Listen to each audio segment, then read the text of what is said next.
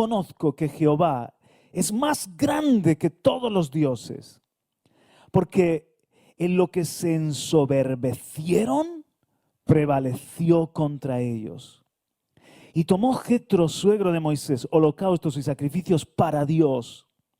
Y vino Aarón y todos los ancianos de Israel para comer con el suegro de Moisés delante de Dios. Quiero que entiendas algo. Jetro no era sacerdote idólatra. Madián es un pueblo que viene de la unión de Abraham y Cetura. Es decir, Madián eran yavistas, creían en Yahvé, creían en Jehová, en el Dios de Abraham.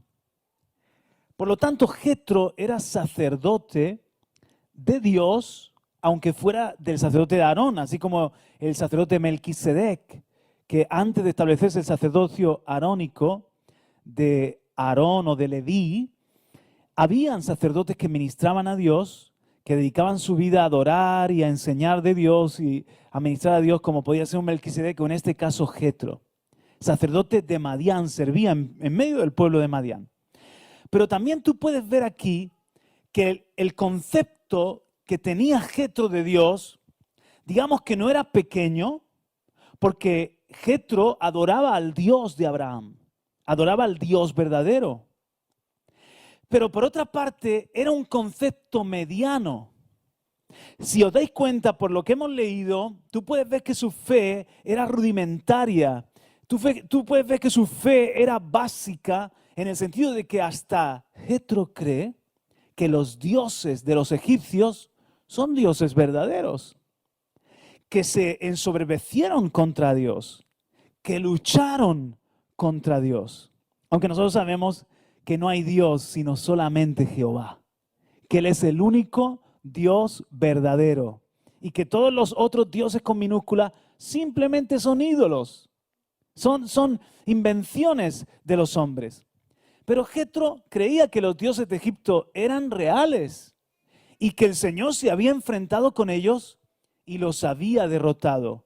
Y ahora Jetro tiene una nueva revelación de Dios como el Dios más grande. Y al adorar, ahora lo hace en una nueva dimensión. Cuando sacrifica, ahora Jetro dice, volvamos a leer por favor, verso 11, ahora, di conmigo, ahora, un poquito más fuerte, ahora, conozco, di conmigo, conozco. Dice que Jehová es más grande, di conmigo, más grande. O sea, ahora es como que el concepto de Dios pequeño, no, Jetro podía tener perfectamente un concepto de Dios mediano, pero ahora se le va a un concepto de Dios grande cuando le cuenta a Moisés todo lo que había sucedido y adora en una nueva dimensión, tal y como es tu comprensión de Dios es tu adoración. ¿Qué es lo que he dicho? ¿Por qué no lo estás anotando? No he traído libreta, pues aunque sea en el teléfono.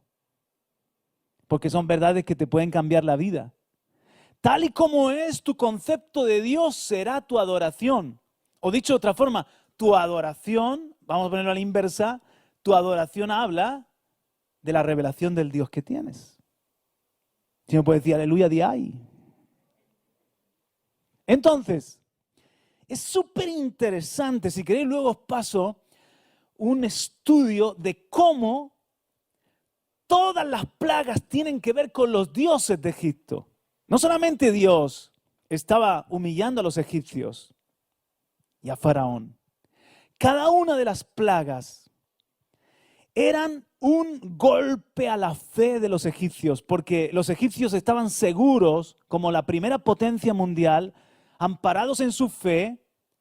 No es como en este tiempo que no hay fe y que los hombres solo creen en sí mismos. En ese tiempo, esos pueblos antiguos creían que si tenían poder era porque los dioses los bendecían o los favorecían. Bueno, cada plaga detrás hay dioses. ¿Cuál fue la primera plaga?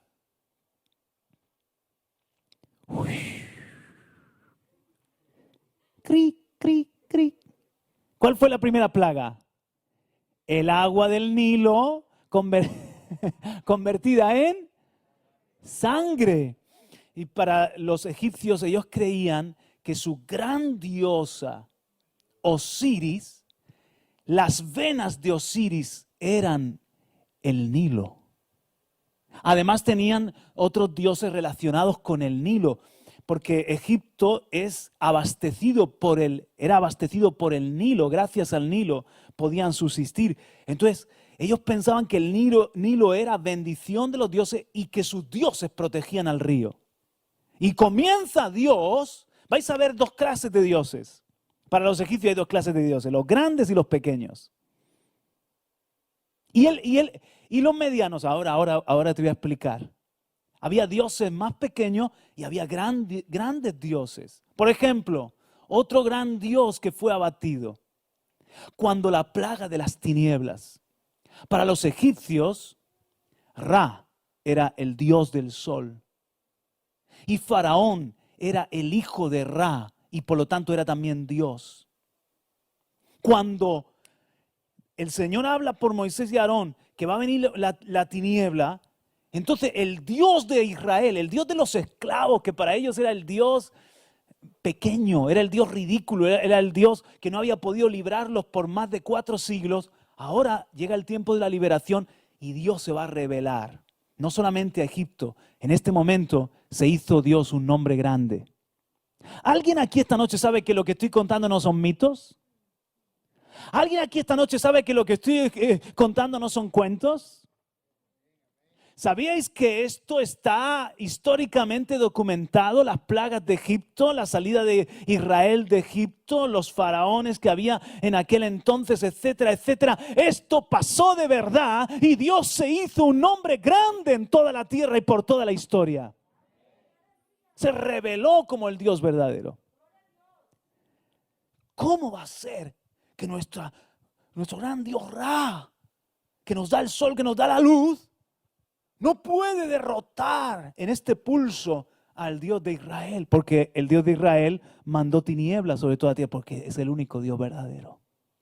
Y así, cada plaga. Por ejemplo, cuando vino la langosta, había dioses de la agricultura.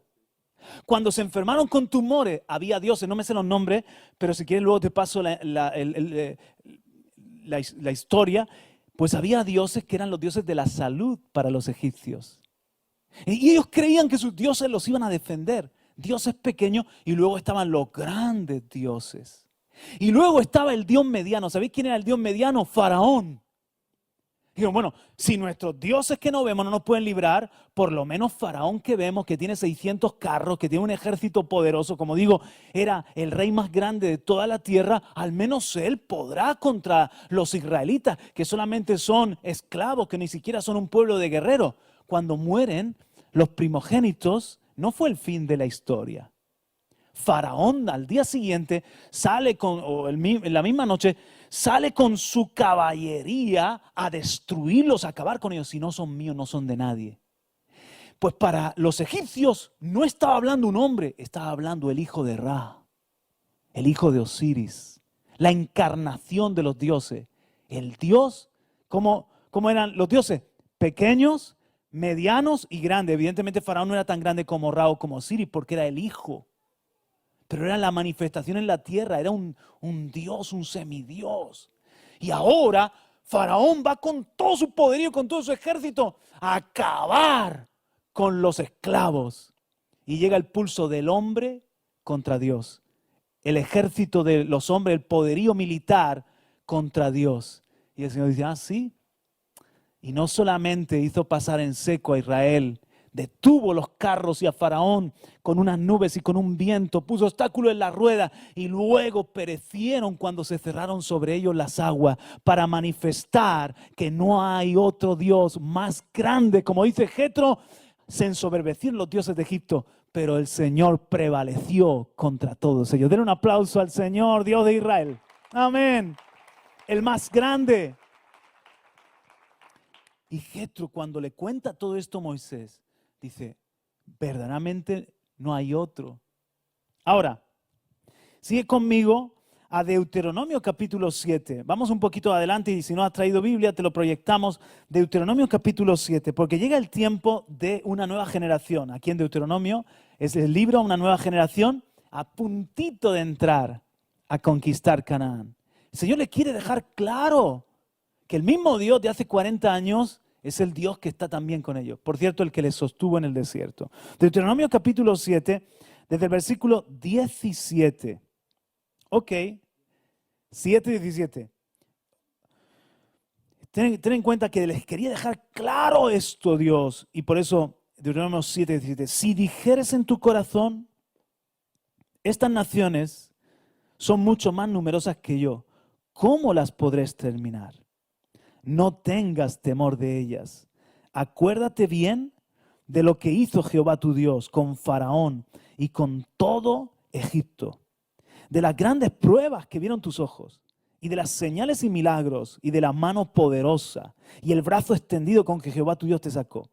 Así hará Jehová tu Dios con todos los pueblos de cuya presencia tú temieres. También enviará Jehová tu Dios avispas sobre ellos, hasta que perezcan los que quedaren, y los que se hubieren escondido de delante de ti. No desmayes delante de ellos, porque Jehová tu Dios está en medio de ti, Dios grande y temible. ¿Cómo era ese Dios? Y temible. Un Dios grande y temible que se usa de algo tan pequeño como las avispas. Pero ahora imagínate una nube de avispas picoteando. No sé si está bien dicho eso. Picoteando es lo que hacemos con el aperitivo.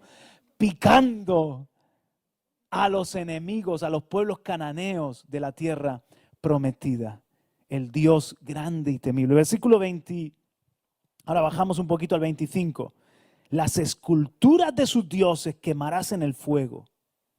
No codiciarás plata ni oro de ellas para tomarlo para ti, para que no tropieces en ello, pues es abominación a Jehová tu Dios. O sea, si se te ha revelado el Dios grande, no te quedes con los dioses medianos, que pueden ser perfectamente los hombres, con su fuerza, su poderío. No te quedes con los dioses pequeños, que pueden ser los ídolos, porque contigo, en medio de ti, está el Dios más grande. Ahora, un poquito más adelante, capítulo 10. Mira, versículo 17. Capítulo 10, verso 17. Otra vez se lo dice. Porque Jehová vuestro Dios es Dios de dioses. ¿Dónde está la mayúscula? En Dios, aleluya. Es Dios de dioses. Y lo otro es con minúscula. Y Señor de señores. Dios grande, poderoso y temible, que no hace acepción de personas ni toma cohecho.